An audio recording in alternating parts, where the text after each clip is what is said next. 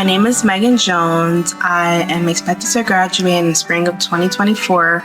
My current major is mental health counseling. How I became a first-gen student, education has always been super important in my family. It's definitely something that's always run deep. That's a core value, but nobody in my family has ever went past the high school level. And so I decided why not be the first in the family to go off and do big things. So as I'm finishing up my master's degree, looking at PhD programs and doctorate programs, like education is something that's very important to me, especially being like an African American woman in today's generation of society. That's not something we see quite often. So that's why being a first-gen student definitely means a lot to me. So when I was younger, surprising enough, I really didn't feel much pressure growing up. My family was pretty, we had a core set of values, which is always nice to go off of. But my family was also super supportive. And that's one thing I've always loved and dedicate towards them, how supportive they were throughout, no matter which path I decided to choose, as long as I was happy doing it.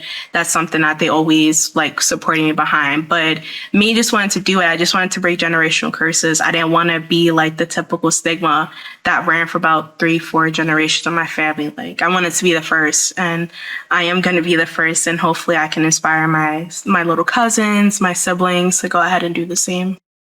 I help them with like financial aid a lot because like since my dad doesn't know, my mom doesn't know, like nobody really knows how to even start the FAFSA process. So I would like dig into what I was doing like during my undergrad studies and was like, okay, like I remember I put in this and I put in that, and you know, this is how I'm able to do it. So my sister, the youngest, she actually basically has like a full ride now to like the college she's at right now in Massachusetts. So I'm pretty proud of her with that. But yeah, definitely had to like learn a bit of things along the way and then go ahead and teach that to my younger siblings so that they can go ahead and like be great in their majors and fields too.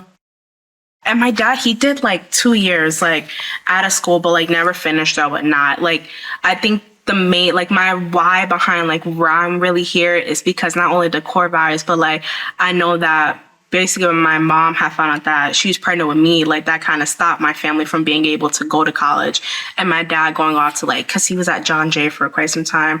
So he's doing like his absolute best to, you know, continue to be the great dad that he is. But also like, I think just like as a man having to stop your life early so that you can start a family, like that was something that was like super hard to probably deal with.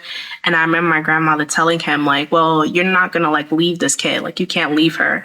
And so I was like always super grateful that I always kept that in the back of my head. And so like that's always been like my why, because I'm like, I don't want him to ever regret it, and I don't think he will, but I want him to be able to like see me walk across stage and be proud and be like, all right, like I didn't just sacrifice like my education for nothing. Like I sacrificed, and now I get to see the greater output in that. And so that's always something that I was like, on days where like I feel like it gets super hard, because there are going to be days where it gets really hard and it gets super overwhelming. Like I got to remember like why I'm here, and like, you know, I don't want to go back home to like the projects, and I don't want to go back home to like, you know, hearing gunshots every night. Like I want to be able to build myself up and build my family up so that, you know, we look back and I was the one that started it. So that's definitely something that like I'm always going to keep in the back of my mind.